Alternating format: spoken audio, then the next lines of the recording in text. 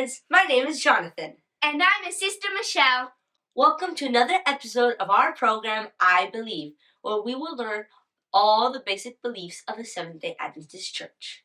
And you know what's exciting? With today's program, we're about halfway to learning all of our basic beliefs. What are we going to cover today? Today we are talking about unity in the body of Christ.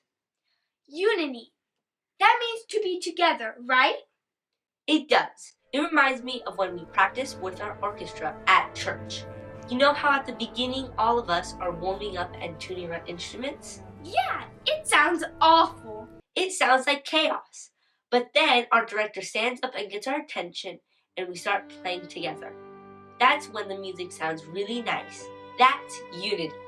So Jesus is our conductor. Is that how it was in the Bible with his disciples? Well, Jesus' disciples had very different personalities and backgrounds. And sometimes that makes it hard to be united.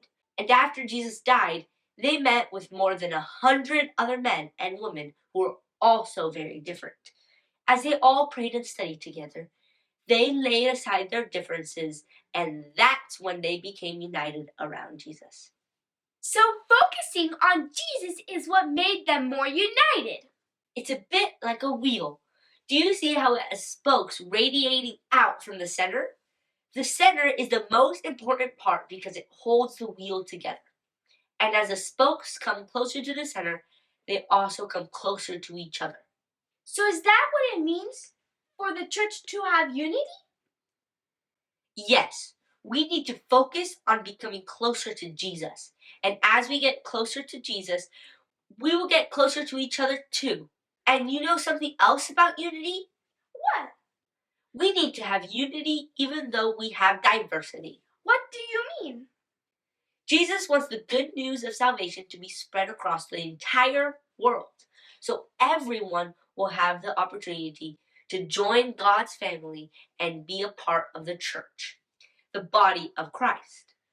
There's enough room in God's kingdom for everyone, regardless of nation, race, color, or culture.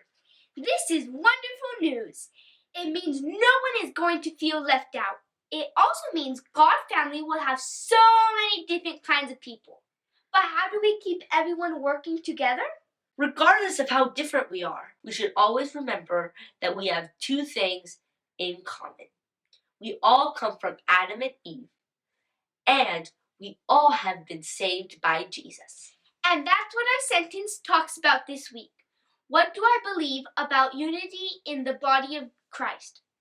I believe the church is one body made of many people, called from every nation here below. In the unity of faith, we all are equal, working all together for the church to grow.